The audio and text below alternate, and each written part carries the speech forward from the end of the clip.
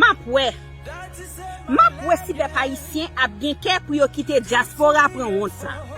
Ma pouè si n'a bien kè pour nous quitter parrain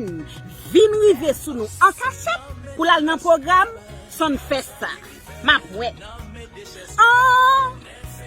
Après toute sa diaspora saute fait, diaspora levé. Yo quitté travail yo gen pour yo faire. Yo mobilisé, yo écrit magistrat ville yo pour yo camper programme qu'a fait. Dans États-Unis, dans Miami,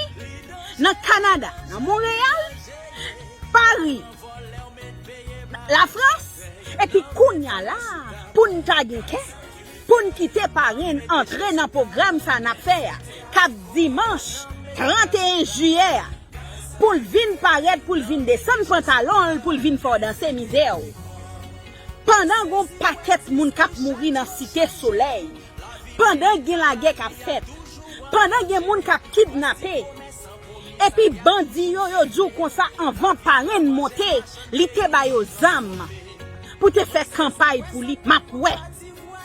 papa ici nous pral crier mi zem passé camper ready pour me prendre encouragement à deux bras pour me motiver nous pour me boycotter activité Miami mélanger ensemble avec tout moun yo kounya là pour 2-3 petits sous gardez yo ouais parrain dans airport yo pas publier yo pas faire comme ça parrain mettez l'argent de yo l'acheter tout le monde pour arriver sur yo en cachette après ça on compte ça le pral faire dimanche li pral descendre pantalon li pral jou yo pas kabarem et puis ou même moi camper ou pral danser misère ou pral camper ou pral danser problème ou ma ouais c'est comme ça n'a pas de diaspora aider nous hein avant de parler diaspora ici diaspora l'autre bon paquet là dans yo c'est reste moun yo yé gon paquet là dans yo k'ap voyer zam mais jodi a ma faut connait gon ban vieux grain bon diaspora gon bon moun qui remet pays malgré a vivre dans pays qui gagne sécurité qui gagne manger côté au ka travail ça toujours fait yo mal les regarder pour yo frère yo ak sœur yo a vivre dans crasse ça là a vivre dans insécurité ça là gon bon vieux grain diaspora qui pas t'a jamais fait même japarine qui était président dans pays qui kembe pays qui crasé l'el fin crasé li vire dol l'aller eh bien kounya qui ça le fait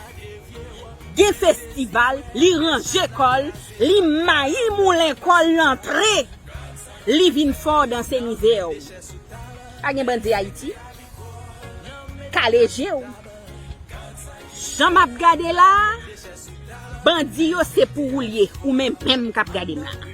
Jean m'a regardé là kidnapping nan c'est pour rouler et pas pays ça m'tande moun pa ka sorti là dedans et pas pays ça m'tande ou gen wa chita la kayou on bal maon vin entre pon là dedans et pas pays ça m'tande kounya ti moun ap mouri ti bébé ap mouri jeune ti fille enceinte pa gon l'état qui pour chercher kidnappeur c'est pays so pral camper dimanche 26 juillet cap vini là malgré parrain ou ancien président et là-dedans li pas rien pour la l'entrée pour vinn fort dans ces misères ma bon job jodi femme senti bon a bon job yo comprendre yo ka barrer nous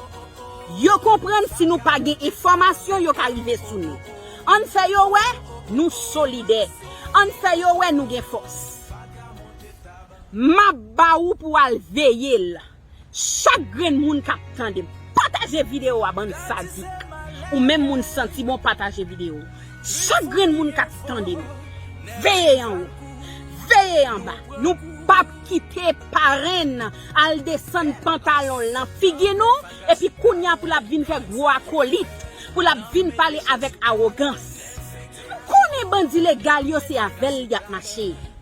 c'est lui même qui tête bandi légal yo mais on seul bagay nous ka faire nous ka tourmenter la ville même gens qui te gang ça yo pour tourmenter la ville nous peuple haïtien ou besoin montrer nous c'est seul dans pays nous son pays fatralier Ou besoin montrer nous cabaret par de tout côté, nous pas cabaret en Haïti. Ma ouais. Si parrain voulait entrer dans festival, somme fait ça qu'a fait là. S'il voulait passer là-dedans, côté pièce pour ne pas connaître là, ça sont l'autre bagaille. Mais s'il comprend, il pral ouvert col là-dedans, peuple haïtien pral montrer qui ça yo pété. N'a montrer si bout arrogance, orgueil, ligne de la Kailia, m'a bon petit calbay un chat.